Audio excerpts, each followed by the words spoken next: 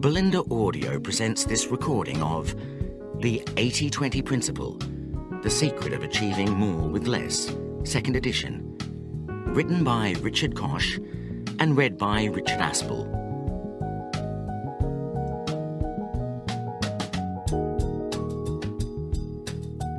Praise for the 80-20 Principle. Congratulations, the 80-20 Principle is terrific. Al Rees, best-selling author of Focus and Positioning. There are ideas in here that could change your life. The Good Book Guide. Koch is a passionate 80-20er. Read this and you will be too. Andrew Campbell, Ashridge Strategic Management Centre. Both astute and entertaining, this is an intriguing book to help people concentrate on not wasting their lives.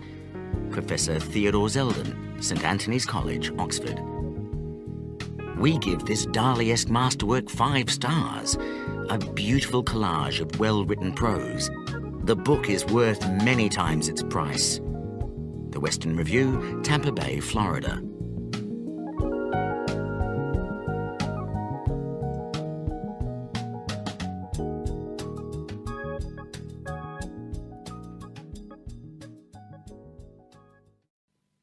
The 80-20 Principle. For a very long time, the Pareto Law, the 80-20 Principle, has lumbered the economic scene like an erratic block on the landscape, an empirical law which nobody can explain. Joseph Steindl. God plays dice with the universe, but they're loaded dice, and the main objective is to find out by what rules they were loaded and how we can use them for our own ends. Joseph Ford. We cannot be certain to what height the human species may aspire. We may therefore safely acquiesce in the pleasing conclusion that every age of the world has increased, and still increases, the real wealth, the happiness, the knowledge, and perhaps the virtue of the human race. Edward Gibbon. Preface to the 2nd edition. I wrote this book in South Africa in 1996 and came to London in the so-called summer of 1997 to launch it. I remember traipsing from radio station to television station, usually to find that my slot had been pulled at the last minute. When I did get on the air, nobody seemed very interested in the findings of an obscure Italian economist in the dying years of the 19th century. "Ooh," one celebrity of the minute crooned on a talk show, "what are you doing here if you didn't come up with this idea yourself?" I would like to say that without missing a beat, I mentioned the influence of St. Paul and the Gospel writers in doing the heavy lifting for the ideas of one Jesus of Nazareth, who would otherwise have been unknown. I would like to say that, but in fact I was lost for words. I returned to Cape Town thoroughly dejected. And then, a minor miracle. The British publisher who had commissioned the work, a man well known for looking on the gloomy side, faxed me, remember faxes, to say that despite the PR fiasco, the book was selling very well. In fact, the book has sold more than 700,000 copies worldwide and been translated into 24 languages. More than a century since Vilfredo Pareto noted the consistently lopsided relationship between inputs and outputs, and a decade since this book reinterpreted Pareto's principle, I think we can now say that the principle has stood the test of time. There has been massive feedback, mainly positive, from readers and reviewers. Throughout the world, a large number of individuals, perhaps hundreds of thousands, have found the principle useful at work and in their careers, and increasingly in the whole of their lives. The 80-20 principle has 2 almost opposite appeals. On the one hand, it is a statistical observation, a proven pattern, solid, quantitative, reliable, hard. It pleases those who want to get more out of life, to get ahead of the crowd, to increase profits or decrease effort or costs in the pursuit of gain, to dramatically raise efficiency, defined as output divided by input. If we can spot the few cases where the results relative to effort are so much greater than usual, we can become so much more efficient in whatever task we want to accomplish. The principle allows us to enhance our achievement while escaping the tyranny of overwork. On the other hand, the principle has a totally different side. Soft, mystical, eerie, almost magic in the way that the same pattern of numbers crops up everywhere, and related not to efficiency at all, but to everything that makes our lives worthwhile. The sense that we are connected to each other and to the universe by a mysterious law, which we can tap into and which can change our lives, generates a sense of wonder and awe. Looking back, I think what was different about my book was that it extended the domain of the principle. It had previously been well known in the business arena to increase efficiency. As far as I know, it had never previously been deployed to enhance the quality and depth of our whole lives. It's only in retrospect that I have fully realized the dual nature of the principle, the curious but perfect tension between its two sides, hard efficiency and soft life enhancement. As I explore in the new chapter of the book, this tension represents the yin and yang of the principle, the dialectic where efficiency and life-enhancing uses of it are complementary opposites. Efficiency clears the space for life enhancement, while life enhancement requires us to be clear about the few things that are really important in our work, relationships, and all the other activities we do in our lives. Of course, not everyone accepted my reinterpretation of Pareto's principle. I was surprised at how controversial the book became. While it had its fierce supporters, and a huge number of quiet people who wrote to me saying the book had changed both their professional life and their life as a whole, there were many people who disliked the extension of the principle to the softer side of life, and said so with great clarity and eloquence. The opposition took me aback, but then I came to welcome the contrary voices. They've made me think about the principle more deeply, and, as I hope is demonstrated in the final chapter, reach a greater understanding of its dual nature. What is new about this edition? To start with, less is more. I have cut out the original final chapter, Progress Regained. This was a frankly unsuccessful attempt to apply the 80-20 principle to society and politics. Whereas every other part of the book generated both positive and negative comments, this chapter seems to have fallen entirely on stony ground. The only piece I have retained is the conclusion, which is an appeal to individuals to take action. I have replaced it with an entirely new chapter, the yin and yang of the principle. This covers the highlights generated by a decade of reviews, conversations, letters and emails, and amplifies and categorizes the best criticisms of the principle before giving my response.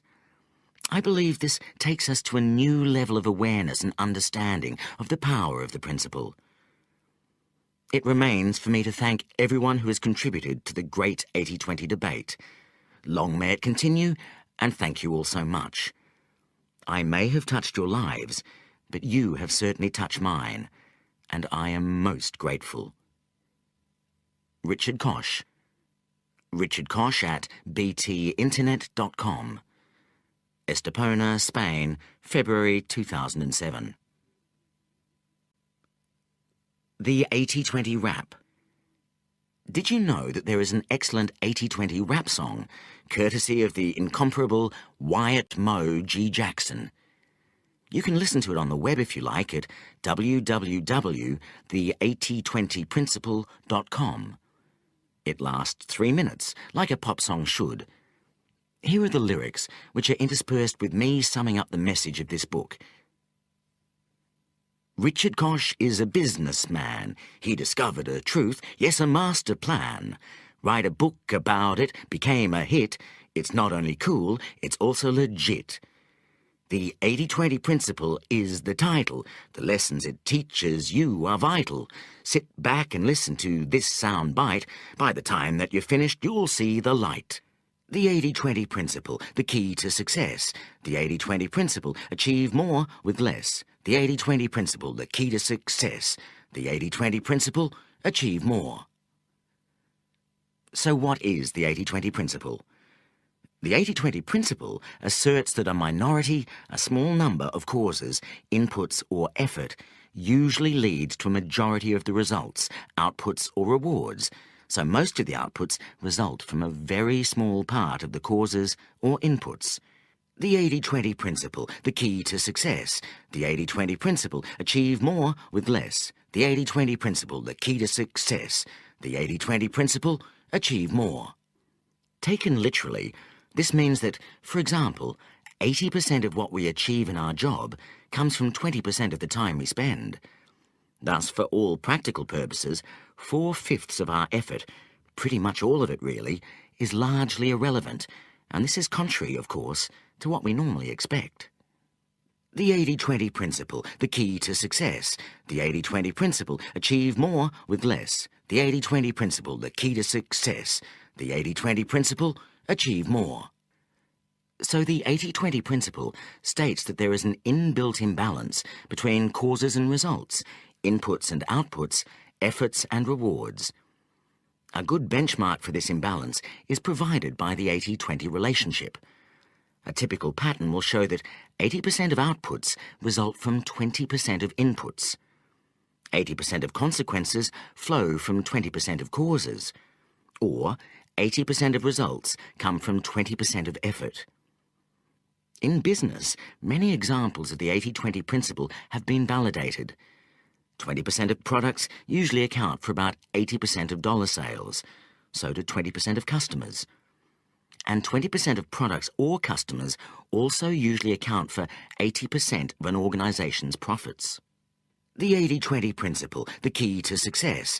The 80-20 principle, achieve more with less. The 80-20 principle, the key to success. The 80-20 principle, achieve more.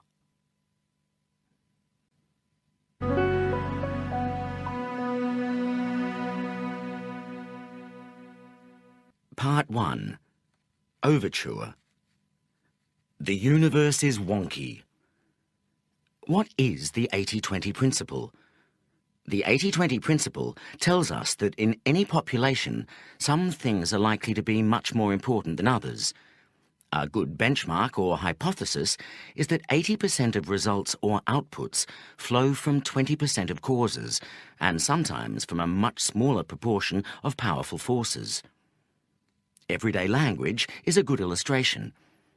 Sir Isaac Pitman, who invented shorthand, discovered that just 700 common words make up 2/3 of our conversation. Including the derivatives of these words, Pitman found that these words account for 80% of common speech. In this case, fewer than 1% of words, the new shorter Oxford English Dictionary lists over 500,000 words, are used 80% of the time. We could call this an 81 principle. Similarly, over 99% of talk uses fewer than 20% of words. We could call this a 99-20 relationship. The movies illustrate the 80-20 principle. A recent study shows that 1.3% of movies earn 80% of box office revenues, producing virtually an 81 rule. The 80-20 principle is not a magic formula. Sometimes the relationship between results and causes is closer to 70-30 than to 80-20 or 81. But it is very rarely true that 50% of causes lead to 50% of results. The universe is predictably unbalanced. Few things really matter. Truly effective people and organizations batten on to the few powerful forces at work in their worlds and turn them to their advantage. Keep listening to find out how you can do the same. Chapter 1. Welcome to the 80-20 principle. For a very long time, the Pareto law, the 80-20 principle, has lumbered the economic scene like an erratic block on the landscape, an empirical law which nobody can explain. Joseph Steindl. The 80-20 principle can and should be used by every intelligent person in their daily life, by every organisation, and by every social grouping and form of society. It can help individuals and groups achieve much more with much less effort. The 80-20 principle can raise personal effectiveness and happiness. It can multiply the profitability of corporations and the effectiveness of any organisation. It even holds the key to raising the quality and quantity of public services while cutting their cost.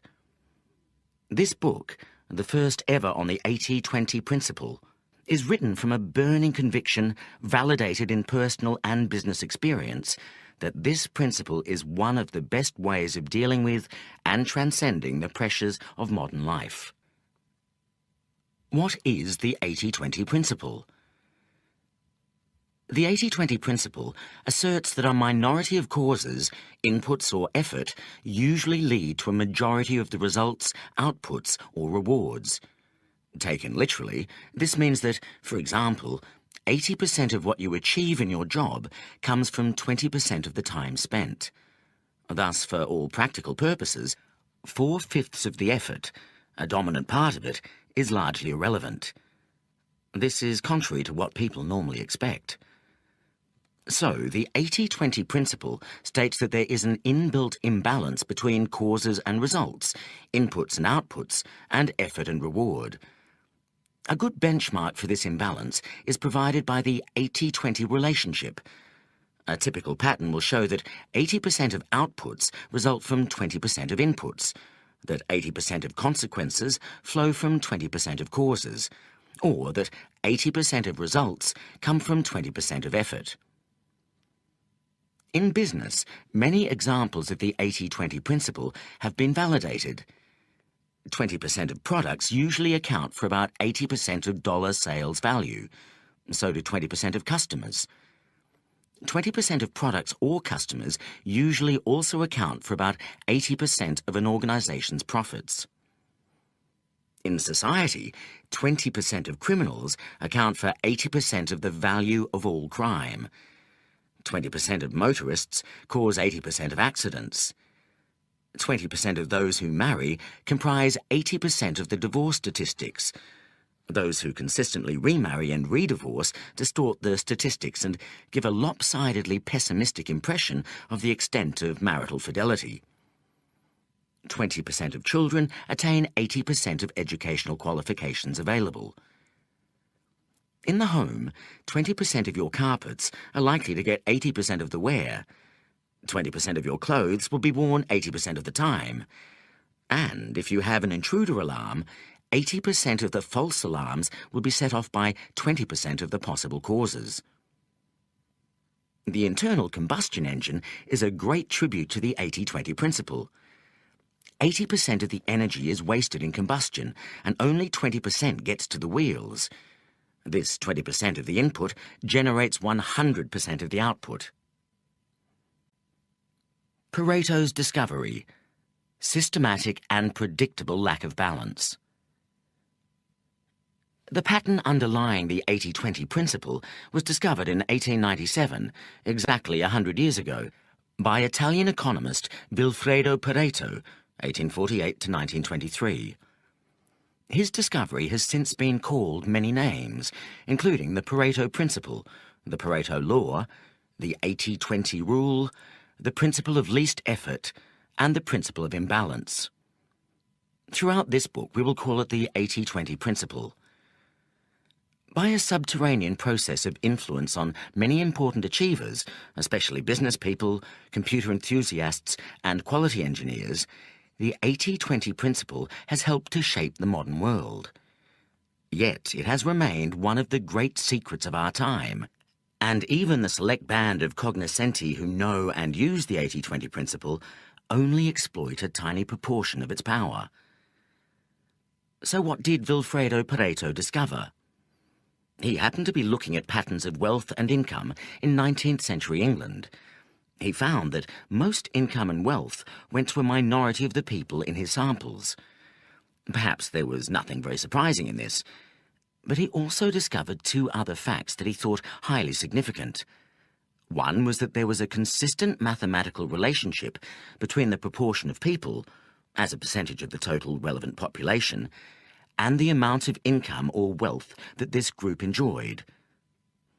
To simplify, if 20% of the population enjoyed 80% of the wealth, then you could reliably predict that 10% would have, say, 65% of the wealth, and 5% would have 50%. The key point is not the percentages, but the fact that the distribution of wealth across the population was predictably unbalanced. Pareto's other finding, one that really excited him, was that this pattern of imbalance was repeated consistently whenever he looked at data referring to different time periods or different countries. Whether he looked at England in earlier times, or whatever data were available from other countries in his own time or earlier, he found the same pattern repeating itself over and over again with mathematical precision. Was this a freak coincidence, or something that had great importance for economics and society? Would it work if applied to sets of data relating to things other than wealth or income? Pareto was a terrific innovator because before him, no one had looked at two related sets of data. In this case, the distribution of incomes or wealth compared to the number of income earners or property owners, and compared percentages between the two sets of data. Nowadays, this method is commonplace and has led to major breakthroughs in business and economics. Sadly, although Pareto realized the importance and wide range of his discovery, he was very bad at explaining it. He moved on to a series of fascinating but rambling sociological theories, centering on the role of elites, which were hijacked at the end of his life by Mussolini's fascists. The significance of the 80-20 principle lay dormant for a generation.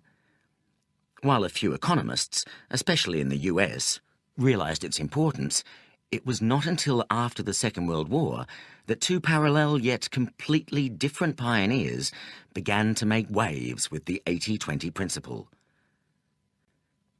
1949, Zipf's principle of least effort. One of these pioneers was the Harvard professor of philology, George K. Zipf. In 1949, Zipf discovered the principle of least effort, which was actually a rediscovery and elaboration of Pareto's principle. Zipf's principle said that resources, people, goods, time, skills, or anything else that is productive, tended to arrange themselves so as to minimize work, so that approximately 20 to 30% of any resource accounted for 70 to 80% of the activity related to that resource. Professor Zipf used population statistics, books, philology, and industrial behaviour to show the consistent recurrence of this unbalanced pattern. For example, he analysed all the Philadelphia marriage licences granted in 1931 in a 20-block area, demonstrating that 70% of the marriages occurred between people who lived within 30% of the distance. Incidentally, Zipf also provided a scientific justification for the messy desk by justifying clutter with another law. Frequency of use draws near to us things that are frequently used. Intelligent secretaries have long known that files in frequent use should not be filed. 1951. Duran's rule of the vital few and the rise of Japan. The other pioneer of the 80-20 principle was the great quality guru, Romanian-born US engineer Joseph Moses Duran, born 1904, the man behind the quality revolution of 1950 to 90. He made what he alternately called the Pareto principle and the rule of the vital few virtually synonymous with the search for high product quality. In 1924, Duran joined Western Electric, the manufacturing division of Bell Telephone System, starting as a corporate industrial engineer and later setting up as one of the world's first quality consultants. His great idea was to use the 80-20 principle, together with other statistical methods, to root out quality faults and improve the reliability and value of industrial and consumer goods. Duran's path-breaking Quality Control Handbook was first published in 1951 and extolled the 80-20 principle in very broad terms. The economist Pareto found that wealth was non-uniformly distributed in the same way as Duran's observations about quality losses. Many other instances can be found: the distribution of crime amongst criminals, the distribution of accidents among hazardous processes, etc. Pareto's principle of unequal distribution applied to distribution of wealth and to distribution of quality losses. No major U.S. industrialist was interested in Duran's theories. In 1953, he was invited to Japan to lecture and met a receptive audience. He stayed on to work with several Japanese corporations, transforming the value and quality of their consumer goods. It was only once the Japanese threat to U.S. industry had become apparent, after 1970, that Duran was taken seriously in the West. He moved back to do for U.S. industry what he had done for the Japanese. The 80-20 principle was at the heart of this global quality revolution. From the 1960s to the 1990s, progress from using the 80-20 principle. IBM was one of the earliest and most successful corporations to spot and use the 80-20 principle, which helps to explain why most computer systems specialists trained in the 1960s and 1970s are familiar with the idea. In 1963, IBM discovered that about 80% of a computer's time is spent executing about 20% of the operating code. The company immediately rewrote its operating software to make the most used 20% very accessible and user-friendly, thus making IBM computers more efficient and faster than competitors' machines for the majority of applications. Those who developed the personal computer and its software in the next generation, such as Apple, Lotus, and Microsoft, applied the 80-20 principle with even more gusto to make their machines cheaper and easier to use for a new tranche of customers, including the now celebrated dummies who would previously have given computers a very wide berth. Winner take all. A century after Pareto, the implications of the 80-20 principle has surfaced in a recent controversy over the astronomic and ever-rising incomes going to superstars and those very few people at the top of a growing number of professions. Film director Steven Spielberg earned $165 million in 1994. Joseph Jamil, the most highly paid trial lawyer, was paid $90 million. Merely competent film directors or lawyers, of course, earn a tiny fraction of these sums. The 20th century has seen massive efforts to level incomes, but inequality, removed in one sphere, keeps popping up in another. In the USA from 1973 to 1995, average real incomes rose by 36%, yet the comparable figure for non-supervisory workers fell by 14%. During the 1980s, all of the gains went to the top 20% of earners, and a mind-boggling 64% of the total increase went to the top 1%. The ownership of shares in the US is also heavily concentrated within a small minority of households. 5% of US households own about 75% of the household sector's equity. A similar effect may be seen in the role of the dollar. Almost 50% of world trade is invoiced in dollars, far above America's 13% share of world exports. And while the dollar's share of foreign exchange reserves is 64%, the ratio of American GDP to global output is just over 20%. The 80-20 principle will always reassert itself unless conscious, consistent, and massive efforts are made and sustained to overcome it. Why the 80-20 principle is so important. The reason that the 80-20 principle is so valuable is that it is counterintuitive. We tend to expect that all causes will have roughly the same significance, that all customers are equally valuable, that every bit of business, every product, and every dollar of sales revenue is as good as any other, that all employees in a particular category have roughly equivalent value, that each day or week or year we spend has the same significance, that all our friends have roughly equal value to us, that all inquiries or phone calls should be treated in the same way, that one university is as good as another, that all problems have a large number of causes, so that it is not worth isolating a few key causes, that all opportunities are of roughly equal value, so that we treat them all equally. We tend to assume that 50% of causes or inputs will account for 50% of results or outputs. There seems to be a natural, almost democratic expectation that causes and results are generally equally balanced. And, of course, sometimes they are. But this 50-50 fallacy is one of the most inaccurate and harmful, as well as the most deeply rooted, of our mental maps. The 80-20 principle asserts that when two sets of data relating to causes and results can be examined and analysed, the most likely result is that there will be a pattern of imbalance. The imbalance may be 65-35, 70-30, 75-25, 80-20, 95-5, or 99.9, 0.1, or any set of numbers in between.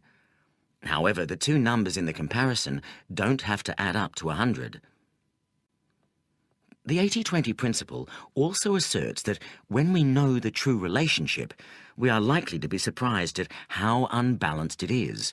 Whatever the actual level of imbalance, it is likely to exceed our prior estimate.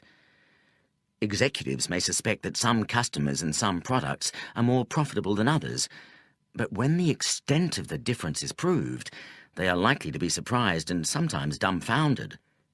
Teachers may know that the majority of their disciplinary troubles or most truancy arises from a minority of pupils, but if records are analysed, the extent of the imbalance will probably be larger than expected. We may feel that some of our time is more valuable than the rest, but if we measure inputs and outputs, the disparity can still stun us. Why should you care about the 80-20 principle? Whether you realise it or not, the principle applies to your life, to your social world, and to the place where you work. Understanding the 80-20 principle gives you great insight into what is really happening in the world around you. The overriding message of this book is that our daily lives can be greatly improved by using the 80-20 principle. Each individual can be more effective and happier. Each profit-seeking corporation can become very much more profitable. Each non-profit organisation can also deliver much more useful outputs. Every government can ensure that its citizens benefit much more from its existence. For everyone and every institution, it is possible to obtain much more that is of value and avoid what has negative value with much less input of effort, expense, or investment. At the heart of this progress is a process of substitution. Resources that have weak effects in any particular use are not used, or are used sparingly. Resources that have powerful effects are used as much as possible. Every resource is ideally used where it has the greatest value. Wherever possible, weak resources are developed so that they can mimic the behaviour of the stronger resources. Business and markets have used this process to great effect for hundreds of years. The French economist J.B. Say coined the word entrepreneur around 1800, saying that the entrepreneur shifts economic resources out of an area of lower productivity into an area of higher productivity and yield. But one fascinating implication of the 80-20 principle is how far businesses and markets still are from producing optimal solutions. For example, the 80-20 principle asserts that 20% of products or customers or employees are really responsible for about 80% of profits. If this is true, and detailed investigations usually confirm that some such very unbalanced pattern exists, the state of affairs implied is very far from being efficient or optimal. The implication is that 80% of products, or customers or employees, are only contributing 20% of profits, that there is great waste, that the most powerful resources of the company are being held back by a majority of much less effective resources, that profits could be multiplied if more of the best sort of products could be sold, employees hired or customers attracted, or convinced to buy more from the firm. In this kind of situation, one might well ask, why continue to make the 80% of products that only generate 20% of profits? Companies rarely ask these questions, perhaps because to answer them would mean very radical action. To stop doing 4/5 of what you are doing is not a trivial change. What J.B. Say called the work of entrepreneurs, modern financiers call arbitrage. International financial markets are very quick to correct anomalies in valuation, for example, between exchange rates. But business organizations and individuals are generally very poor at this sort of entrepreneurship or arbitrage, at shifting resources from where they have weak results to where they have powerful results, or at cutting off low-value resources and buying more high-value resources. Most of the time, we do not realize the extent to which some resources, but only a small minority, are superproductive, what Joseph Juran called the vital few, while the majority, the trivial many, exhibit little productivity or else actually have negative value. If we did realize the difference between the vital few and the trivial many in all aspects of our lives, and if we did something about it, we could multiply anything that we valued. The 80-20 principle and chaos theory. Probability theory tells us that it is virtually impossible for all the applications of the 80-20 principle to occur randomly, as a freak of chance. We can only explain the principle by positing some deeper meaning or cause that lurks behind it. Pareto himself grappled with this issue, trying to apply a consistent methodology to the study of society. He searched for theories that picture facts of experience and observation, for regular patterns, social laws, or uniformities that explain the behavior of individuals and society. Pareto's sociology failed to find a persuasive key. He died long before the emergence of chaos theory, which has great parallels with the 80-20 principle and helps to explain it. The last third of the 20th century saw a revolution in the way that scientists think about the universe, overturning the prevailing wisdom for the past 350 years. That prevailing wisdom was a machine-based and rational view, which itself was a great advance on the mystical and random view of the world which was held in the Middle Ages. The machine-based view converted God from being an irrational and unpredictable force into a more user-friendly clockmaker engineer. The view of the world held from the 17th century, and still prevalent today, except in advanced scientific circles, was immensely comforting and useful. All phenomena were reduced to regular, predictable, linear relationships. For example, A causes B, B causes C, and A plus C cause D. This worldview enabled any individual part of the universe, the operation of the human heart, for example, or of any individual market, to be analysed separately, because the whole was the sum of the parts, and vice versa. But in the 21st century, it seems much more accurate to view the world as an evolving organism, where the whole system is more than the sum of its parts, and where relationships between the parts are non-linear. Causes are difficult to pin down. There are complex interdependencies between causes, and causes and effects are blurred. The snag with linear thinking is that it doesn't always work. It is an oversimplification of reality. Equilibrium is illusory or fleeting. The universe is wonky. Yet chaos theory, despite its name, does not say that everything is a hopeless and incomprehensible mess. Rather, there is a self-organizing logic lurking behind the disorder, a predictable non-linearity, something which economist Paul Krugman has called spooky, eerie, and terrifyingly exact.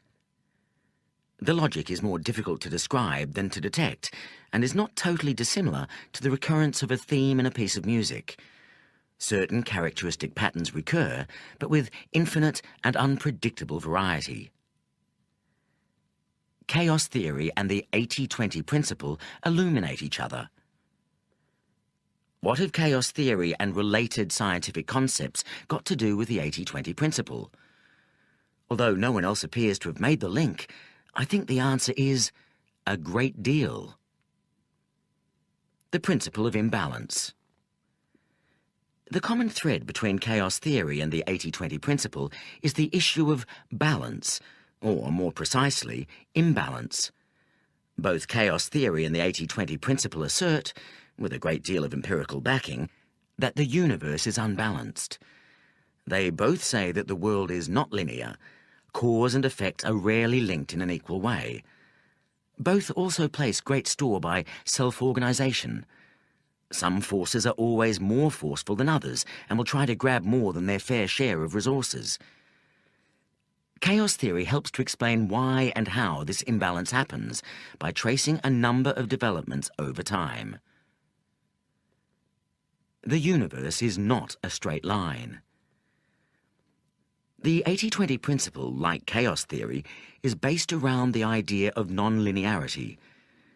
A great deal of what happens is unimportant and can be disregarded. Yet there are always a few forces that have an influence way beyond their numbers. These are the forces that must be identified and watched. If they are forces for good, we should multiply them. If they are forces we don't like, we need to think very carefully about how to neutralize them. The 80-20 principle supplies a very powerful empirical test of non-linearity in any system. We can ask, do 20% of causes lead to 80% of results? Is 80% of any phenomenon associated with only 20% of a related phenomenon? This is a useful method to flush out non-linearity, but it is even more useful because it directs us to identifying the unusually powerful forces at work. Feedback loops distort and disturb balance. The 80-20 principle is also consistent with, and can be explained by reference to, the feedback loops identified by chaos theory, whereby small initial influences can become greatly multiplied and produce highly unexpected results, which nevertheless can be explained in retrospect. In the absence of feedback loops, the natural distribution of phenomena would be 50-50. Inputs of a given frequency would lead to commensurate results. It is only because of positive and negative feedback loops that causes do not have equal results. Yet, it also seems to be true that powerful positive feedback loops only affect a small minority of the inputs. This helps to explain why those small minority of inputs can exert so much influence. We can see positive feedback loops operating in many areas, explaining how it is that we typically end up with 80-20 rather than 50-50 relationships between populations. For example, the rich get richer, not just or mainly because of superior abilities, but because riches beget riches. A similar phenomenon exists with goldfish in a pond. Even if you start with goldfish almost exactly the same size, those that are slightly bigger become very much bigger because, even with only slight initial advantages in stronger propulsion and larger mouths, they are able to capture and gobble up disproportionate amounts of food. The tipping point. Related to the idea of feedback loops is the concept of the tipping point. Up to a certain point, a new force, whether it is a new product, a disease, a new rock group, or even a new social habit such as jogging or rollerblading, finds it difficult to make headway. A great deal of effort generates little by way of results. At this point, many pioneers give up. But if the new force persists and can cross a certain invisible line, a small amount of additional effort can reap huge returns. This invisible line is the tipping point. The concept comes from the principles of epidemic theory. The tipping point is the point at which an ordinary and stable phenomenon, a low-level flu outbreak, can turn into a public health crisis because of the number of people who are infected and can therefore infect others. And since the behaviour of epidemics is non-linear and they don't behave in the way we expect, small changes, like bringing new infections down to 30,000 from 40,000, can have huge effects.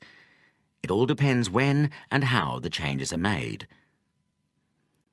First come, best served.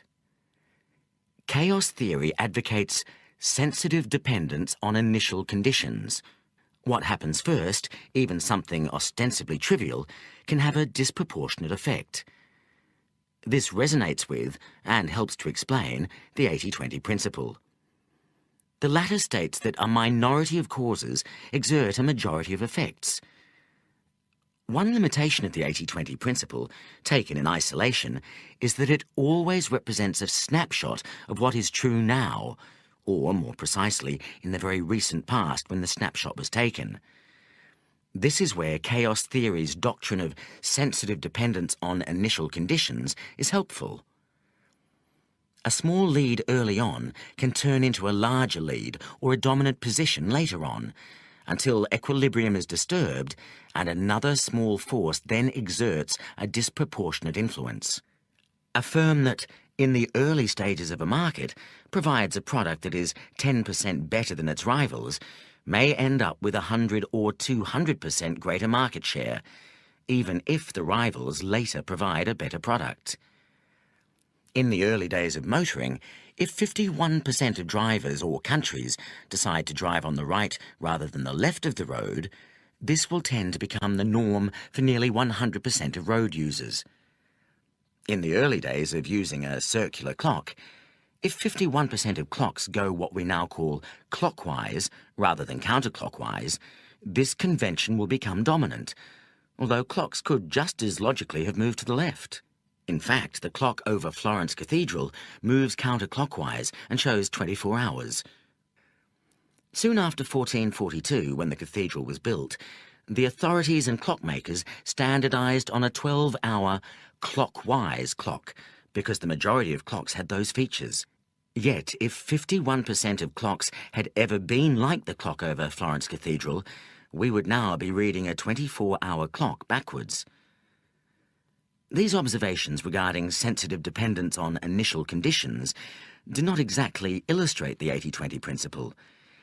The examples given involve change over time, whereas the 80-20 principle involves a static breakdown of causes at any one time. Yet there is an important link between the two. Both phenomena help to show how the universe abhors balance. In the former case, we see a natural flight away from a 50-50 split of competing phenomena. A 51-49 split is inherently unstable and tends to gravitate towards a 95-5, 99-1, or even 100-0 split. Equality ends in dominance. That is one of the messages of chaos theory. The 80-20 principle's message is different yet complementary.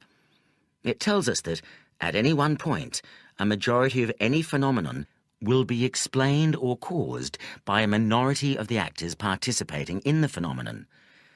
80% of the results come from 20% of the causes. A few things are important, most are not. The 80-20 principle sorts good movies from bad. One of the most dramatic examples of the 80-20 principle at work is with movies. Two economists made a study of the revenues and lifespans of 300 movies released over an 18-month period. They found that 4 movies, just 1.3% of the total, earned 80% of box office revenues.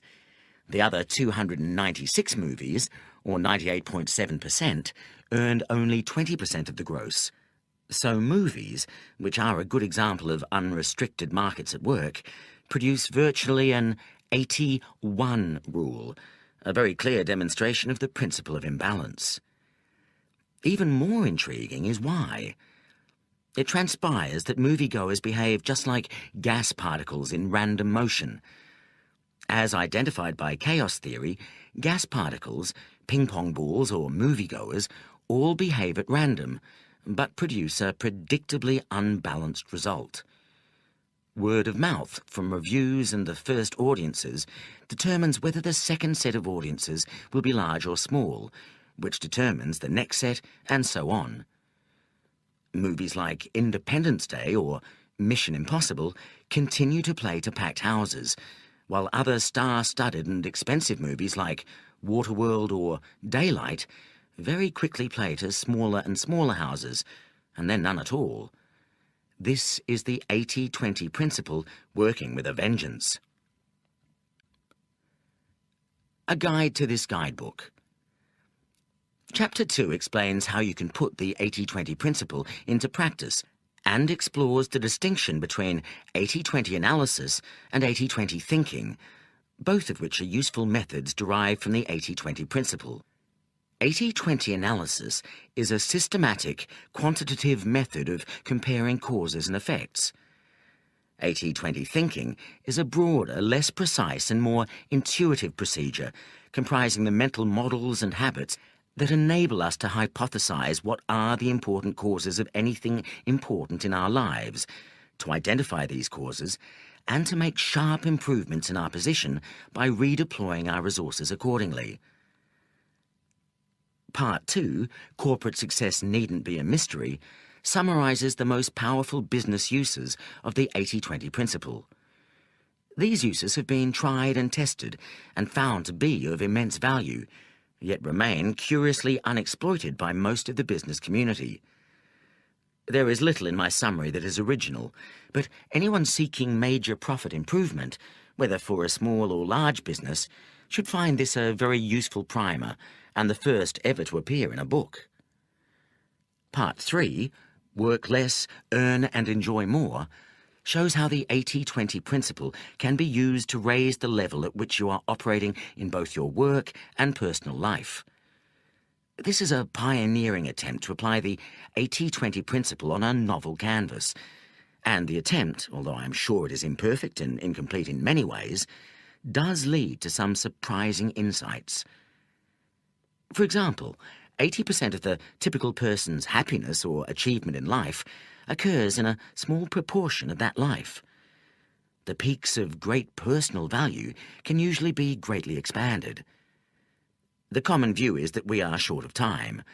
My application of the 80-20 principle suggests the reverse, that we are actually awash with time and profligate in its abuse. Part 4, Fresh Insights, the principle revisited, considers feedback I have received and how my thinking on the 80-20 principle has developed since the first edition of this book. Why the 80-20 principle brings good news. I want to end this introduction on a personal rather than a procedural note. I believe that the 80-20 principle is enormously hopeful. Certainly, the principle brings home what may be evident anyway, that there is a tragic amount of waste everywhere in the way that nature operates, in business, in society, and in our own lives. If the typical pattern is for 80% of results to come from 20% of inputs, it is necessarily typical too that 80%, the great majority of inputs, are having only a marginal 20% impact. The paradox is that such waste can be wonderful news if we can use the 80-20 principle creatively, not just to identify and castigate low productivity, but to do something positive about it. There is enormous scope for improvement by rearranging and redirecting both nature and our own lives. Improving on nature, refusing to accept the status quo, is the root of all progress, evolutionary, scientific, social, and personal. George Bernard Shaw put it well. The reasonable man adapts himself to the world. The unreasonable one persists in trying to adapt the world to himself. Therefore, all progress depends on the unreasonable man. The implication of the 80-20 principle is that output can be not just increased, but multiplied if we can make the low productivity inputs nearly as productive as the high productivity inputs. Successful experiments with the 80-20 principle in the business arena suggest that, with creativity and determination, this leap in value can usually be made. There are two routes to achieving this. One is to reallocate the resources from unproductive to productive uses, the secret of all entrepreneurs down the ages. Find a round hole for a round peg, a square hole for a square peg, and a perfect fit for any shape in between. Experience suggests that every resource has its ideal arena, where the resource can be tens or hundreds of times more effective than in most other arenas.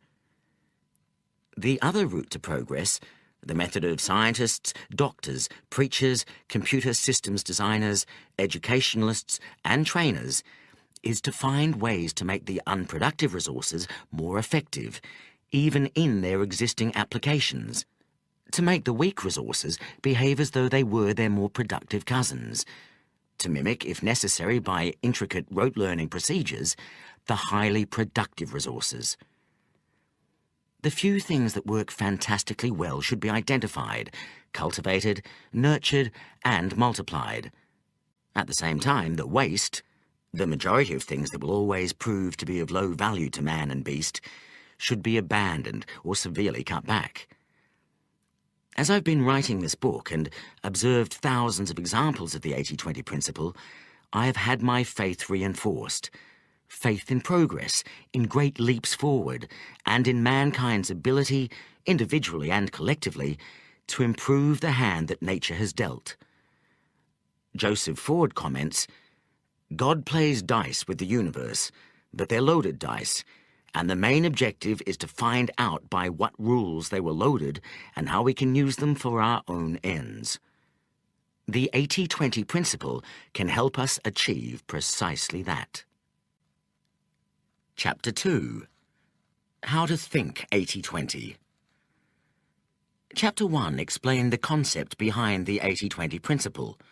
This chapter will discuss how the 80-20 principle works in practice and what it can do for you.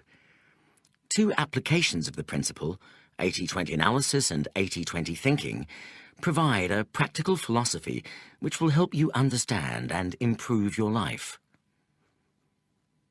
Definition of the 80-20 principle. The 80-20 principle states that there is an inbuilt imbalance between causes and results, inputs and outputs, and effort and reward.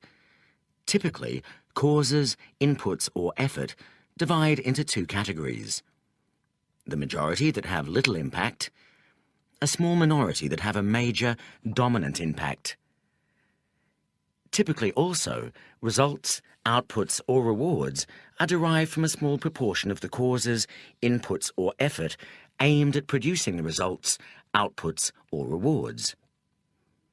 The relationship between causes, inputs, or efforts on the one hand, and results, outputs, or rewards on the other, is therefore typically unbalanced. When this imbalance can be measured arithmetically, a good benchmark for the imbalance is the 80-20 relationship. 80% of results, outputs, or rewards are derived from only 20% of the causes, inputs, or effort. About 80% of the world's energy is consumed by 15% of the world's population, for example. 80% of the world's wealth is possessed by 25% of the world's people.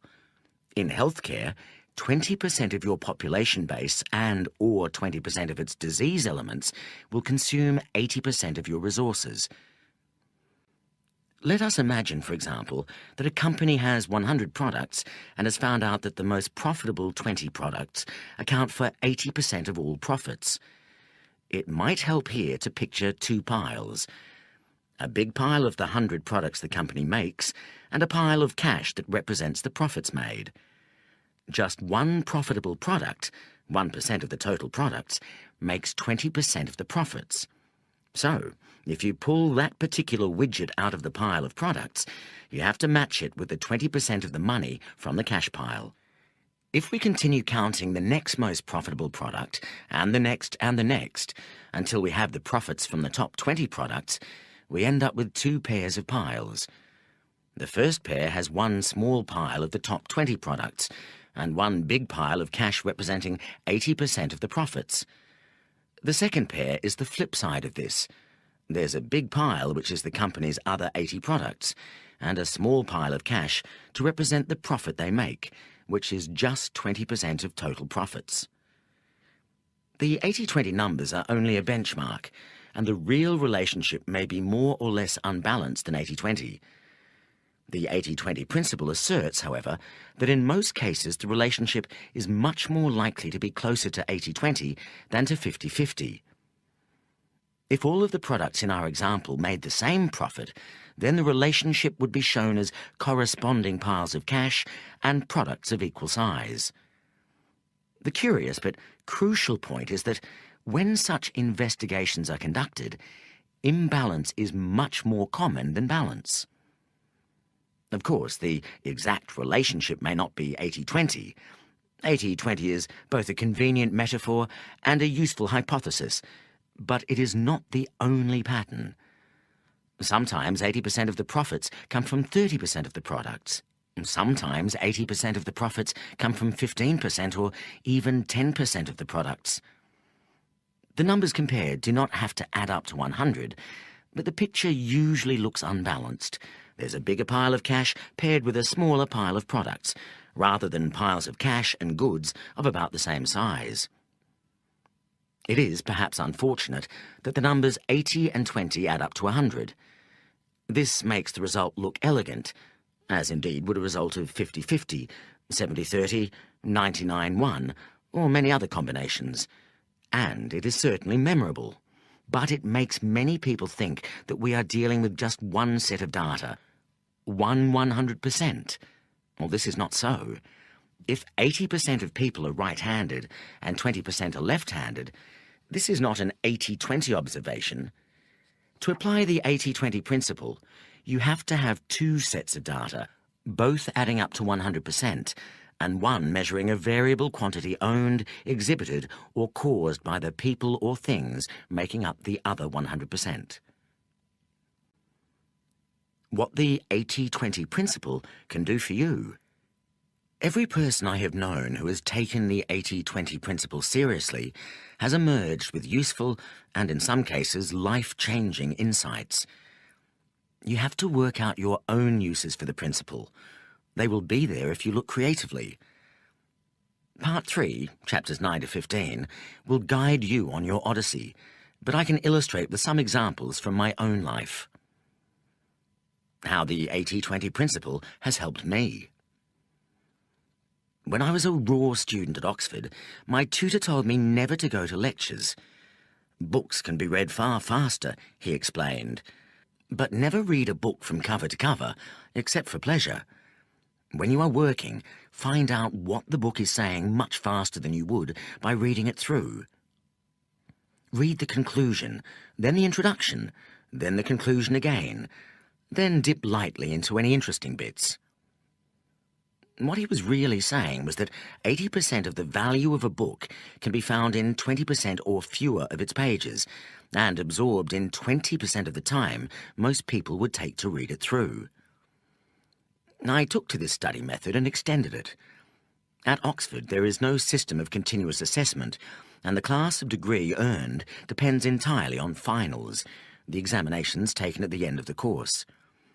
I discovered from the form book, that is by analysing past examination papers, that at least 80%, sometimes 100%, of an examination could be well answered with knowledge from 20% or fewer of the subjects that the exam was meant to cover. The examiners could therefore be much better impressed by a student who knew an awful lot about relatively little, rather than a fair amount about a great deal. This insight enabled me to study very efficiently. Somehow, without working very hard, I ended up with a congratulatory first-class degree. I used to think this proved that Oxford dons were gullible. I now prefer to think, perhaps improbably, that they were teaching us how the world worked. I went to work for Shell, serving my time at a dreadful oil refinery. This may have been very good for my soul, but I rapidly realised that the best-paying jobs for young and inexperienced people such as I lay in management consultancy. So I went to Philadelphia and picked up an effortless MBA from Wharton, scorning the boot camp-style so-called learning experience from Harvard. I joined a leading US consultancy that, on day one, paid me 4 times what Shell had paid me when I left. No doubt 80% of the money to be had by people of my tender age was concentrated in 20% of the jobs. Since there were too many colleagues in the consultancy who were smarter than me, I moved to another US strategy boutique. I identified it because it was growing faster than the firm I had joined, yet had a much smaller proportion of really smart people. Who you work for is more important than what you do. Here I stumbled across many paradoxes of the 80-20 principle. 80% of the growth in the strategy consultancy industry, then as now growing like gangbusters, was being appropriated by firms that then had, in total, fewer than 20% of the industry's professional staff. 80% of rapid promotions were also available in just a handful of firms. Believe me, talent had very little to do with it. When I left the first strategy firm and joined the second, I raised the average level of intelligence in both. Yet the puzzling thing was that my new colleagues were more effective than my old ones. Why? They didn't work any harder, but they followed the 80-20 principle in 2 key ways. First, they realized that for most firms, 80% of profits come from 20% of clients. In the consulting industry, that means 2 things: large clients and long-term clients. Large clients give large assignments, which means you can use a higher proportion of lower-cost younger consultants. Long-term client relationships create trust and raise the cost to the client of switching to another consulting firm. Long-term clients tend not to be price-sensitive. In most consulting firms, the real excitement comes from winning new clients. In my new firm, the real heroes were those who worked on the largest existing clients for the longest possible time. And they did this by cultivating the top bosses of those client corporations. The second key insight the consulting firm had was that in any client, 80% of the results available would flow from concentrating on the 20% of most important issues. These were not necessarily the most interesting ones from a curious consultant's viewpoint, but whereas our competitors would look superficially at a whole range of issues and then leave them for the client to act or not on the recommendations, we kept plugging away at the most important issues until we had bludgeoned the client into successful action. The client's profits often soared as a result, as did our consulting budgets. Are you working to make others rich, or is it the reverse? I soon became convinced that, for both consultants and their clients, effort and reward were at best only loosely linked. It was better to be in the right place than to be smart and work hard. It was best to be cunning and focus on results rather than inputs. Acting on a few key insights produced the goods. Being intelligent and hard-working did not. Sadly, for many years, guilt and conformity to peer group pressure kept me from fully acting on this lesson. I worked far too hard. By this time, the consulting firm had several hundred professional staff, and about 30 people, including myself, who were called partners. But 80% of the profits went to one man, the founder, even though numerically he constituted less than 4% of the partnership and a fraction of 1% of the consulting force. Instead of continuing to enrich the founder, 2 other junior partners and I spun off to set up our own firm, doing exactly the same thing. We, in turn, grew to have hundreds of consultants. Before long, although the 3 of us, on any measure, did less than 20% of the firm's valuable work, we enjoyed over 80% of the profits. This, too, caused me guilt. After 6 years, I quit, selling my shares to the other partners. At this time, we had doubled our revenues and profits every year, and I was able to secure a good price for my shares. Shortly after, the recession of 1990 hit the consulting industry. Although I will counsel you later to give up guilt, I was lucky with my guilt. Even those who follow the 80-20 principle need a bit of luck, and I have always enjoyed far more than my share.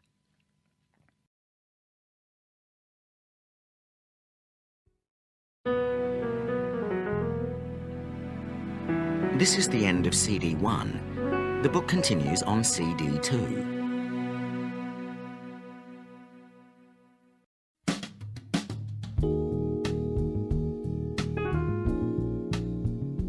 CD 2.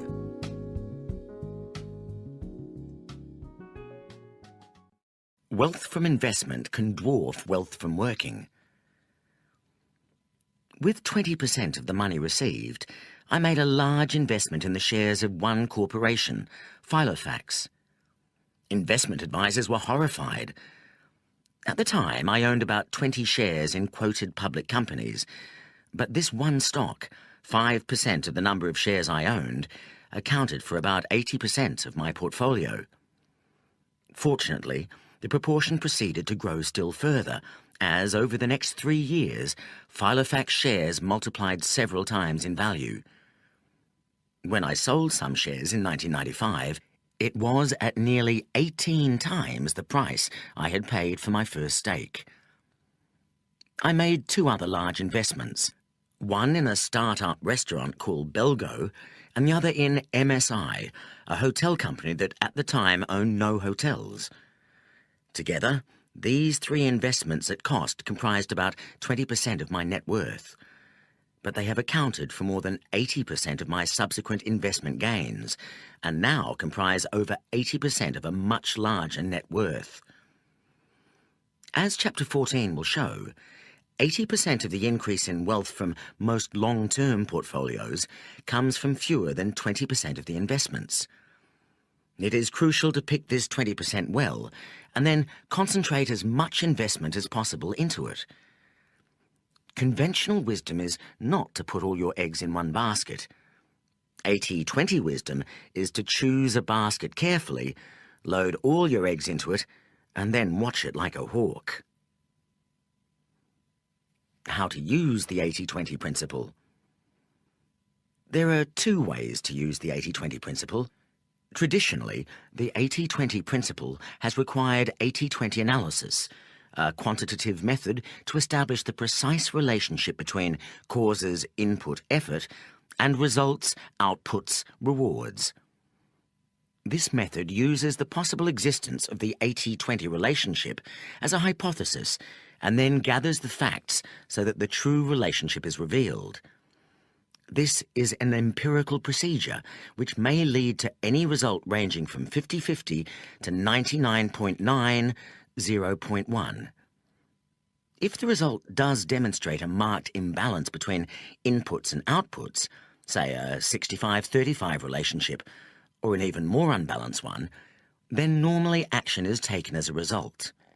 A new and complementary way to use the 80-20 principle is what I call 80-20 thinking. This requires deep thought about any issue that is important to you and asks you to make a judgment on whether the 80-20 principle is working in that area.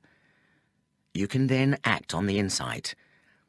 80-20 thinking does not require you to collect data or actually test the hypothesis. Consequently, 80-20 thinking may on occasion mislead you. It is dangerous to assume, for example, that you already know what the 20% is if you identify a relationship. But I will argue that 80-20 thinking is much less likely to mislead you than is conventional thinking. 80-20 thinking is much more accessible and faster than 80-20 analysis, although the latter may be preferred when the issue is extremely important and you find it difficult to be confident about an estimate. We look first at 80-20 analysis and then at 80-20 thinking. 80-20 analysis. 80-20 analysis examines the relationship between two sets of comparable data. One set of data is always a universe of people or objects, usually a large number of 100 or more, that can be turned into a percentage. The other set of data relates to some interesting characteristic of the people or objects that can be measured and also turned into a percentage. For example, we might decide to look at a group of 100 friends, all of whom are at least occasional beer drinkers, and compare how much beer they drank last week. So far, this method of analysis is common to many statistical techniques. What makes 80-20 analysis unique is that the measurement ranks the second set of data in descending order of importance and makes comparisons between percentages in the two sets of data. In our example, then, we will ask all our 100 friends how many glasses of beer they drank last week and array the answers in a table in descending order. 80-20 analysis can compare percentages from the two sets of data, the friends and the amount of beer drunk. In this case, we can say that 70% of the beer was drunk by just 20% of the friends. This would therefore give us a 70-20 relationship. We can summarise this data visually in an 80-20 frequency distribution chart, or 80-20 chart for short. In this chart, the vertical axis is the glasses of beer drunk, and the horizontal axis is the 100 beer drinkers. The data on the chart looks a bit like a coastal cliff. First a downward sloping hill, then a sudden dramatic drop-off to a wide flat beach, then a small further drop to the sea. The big drop comes just after our 20th drinker. The beach is our middle 60 drinkers, and the sea is the bottom 20 drinkers. Why is this called 80-20 analysis? When comparing these relationships, the most frequent observation, made long ago, probably in the 1950s, was that 80% of the quantity being measured came from 20% of the people or objects. 80-20 has become shorthand for this type of unbalanced relationship, whether or not the precise result is 80-20. Statistically, an exact 80-20 relationship is unlikely. It is the convention of 80-20 that it is the top 20% of causes that is cited, not the bottom. 80-20 analysis is my name for the way that the 80-20 principle has generally been used to date, that is, in a quantitative and empirical way, to measure possible relationships between inputs and outputs. We could equally well observe from the data on our beer-drinking friends that the bottom 20% of people only consumed 30 glasses, or 3% of the total. It would also be perfectly legitimate to call this a 3-20 relationship, although this is rarely done. The emphasis is nearly always on the heavy users or causes.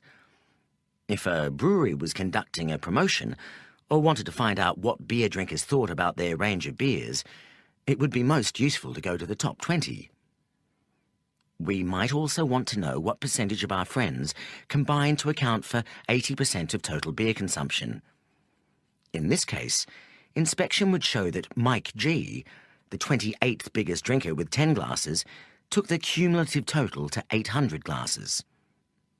We could express this relationship, therefore, as 80-28. 80% of total beer was drunk by just 28% of our friends. It should be clear from this example that 80-20 analysis may result in any set of findings. Clearly, individual findings are more interesting and potentially more useful where there is an imbalance. If, for example, we have found that all of our friends had drunk exactly 8 glasses each, the brewery would not have been very interested in using our group for promotion or research. In this case, we would have had a 20-20 relationship. 20% of beer was drunk by the top 20% of friends, or an 80-80 relationship. 80% of beer was drunk by 80% of friends. Bar charts show 80-20 relationships best. An 80-20 analysis is best displayed pictorially by looking at 2 bars, which is particularly appropriate for our example. Our earlier examples with the piles of products and profits can also be represented by bar charts.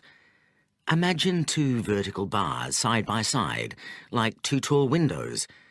The first bar represents our 100 beer-drinking friends, each filling 1% of the space, starting with the biggest beer drinker at the top and ending with the smallest beer drinkers at the bottom.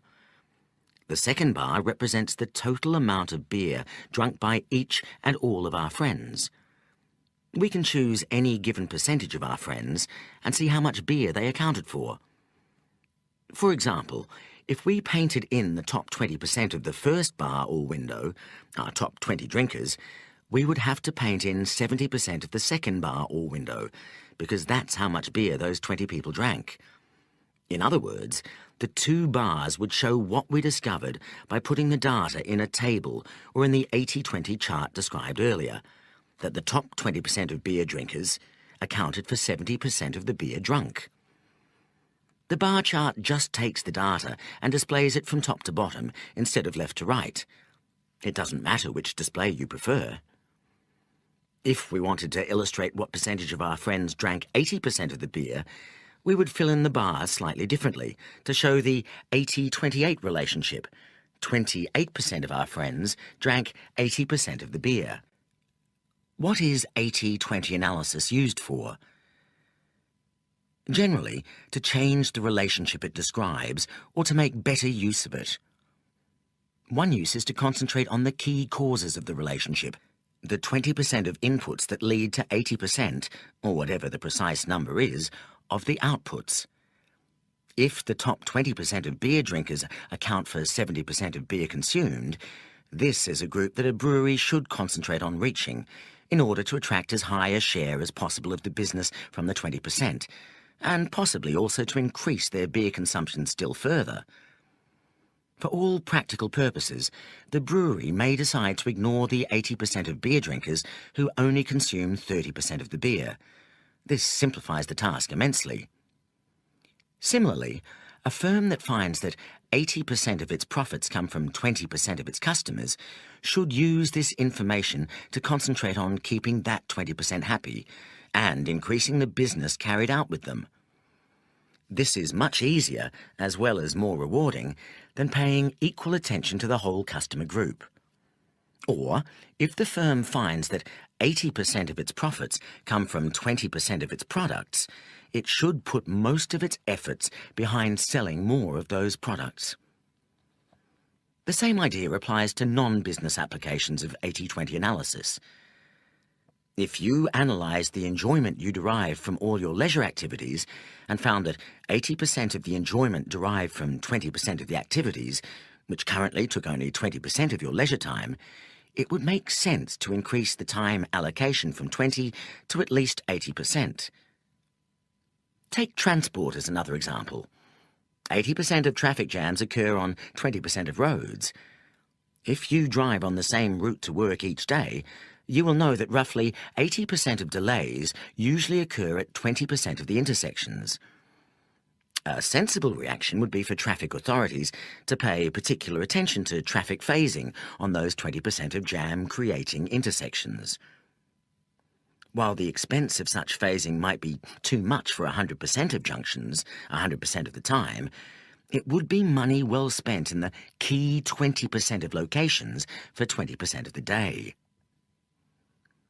The second main use of 80-20 analysis is to do something about the underperforming 80% of inputs that contribute only 20% of the output. Perhaps the occasional beer drinkers can be persuaded to drink more, for example by providing a blander product. Perhaps you could work out ways to get greater enjoyment out of the underperforming leisure activities.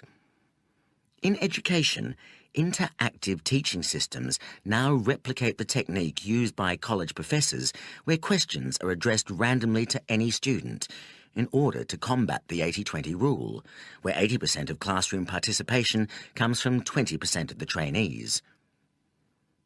In US shopping malls, it has been found that women, some 50% of the population, account for 70% of the dollar value of all purchases.